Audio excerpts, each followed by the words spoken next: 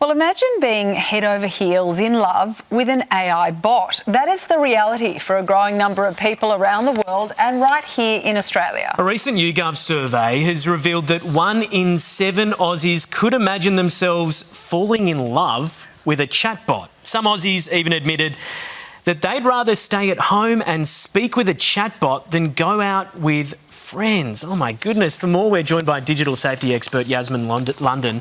Yasmin, good morning to you. These numbers are going to come as a surprise to a lot of people. But I guess, who are these 1 in 7? Are they teenagers and young people who are constantly bombarded by technology?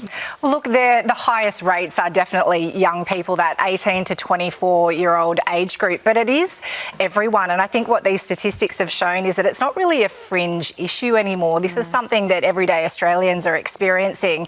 A lot of it has to do with loneliness. So that same study said that 39% of us in Australia are experiencing loneliness, and big tech are commercialising intimacy. You know, there's a really famous design ethicist by the name of Tristan Harris in Silicon Valley who said that big tech used to be in the race for attention with social media. Now it's all about the race for attachment when it comes to AI. So it's something to watch out for sure. I mean, there is, we've talked about it a lot on this show, a loneliness epidemic going on. I guess the flip side is confiding in an AI bot. It might store your information or the things you're telling it in a very different way. Sort of what are the dangers here? Yeah, look, there's a lot of dangers around it. Firstly, it's not a real person, and I think we've got to be really focused on that because we thrive as human beings in real relationships. And while an AI bot might seem safe and comfortable at first, it's not designed for that over time. So we're also putting ourselves in a position where big tech are in control of our emotions. So if a product update or feature changes,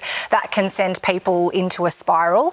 We've also got to be aware of who owns this data and how could it be weaponised against us if these companies got hacked, for example. So lots of things to think about there. You like to think that we thrive on human contact and talking to real people. We do. So what sort of impact can there be on the mental health of people who, if they're doing this, they're probably doing it alone in a room with the door closed, right? Yeah, well, I mean, as you mentioned, people are starting to think about perhaps staying at home and having chats with AI bots rather than going into the real world, where we know community, connection, belonging, all of those things help us thrive as human beings. It can also increase isolation and dependence on chatbots. So the more that we use them and the more that we don't want to deal with the difficult reality, the friction that perhaps happens with real world relationships in favour of bots, that can increase and enhance those negative elements of those engagements with them. So we've got to be very careful. I mean, essentially a lot of us are having interactions on a daily basis with AI bots. You know, you might be thinking you're speaking, you know, to a banking representative, but you're on those chats. How can, just for all of us more broadly, just protect ourselves? Because it is getting harder to tell sometimes when you are actually engaging with AI bots. It's really sophisticated, I guess, and it's going to become more and more sophisticated. So when we look at things like multimodal AI, where it's not just chatting anymore, it's AI that will look at your reactions, your pauses, you know, when you're actually speaking to it, and it'll be able to assess what it thinks you need. So we've got to make sure that we have digital boundaries, that everybody is starting to educate themselves around AI use, so what the risks are.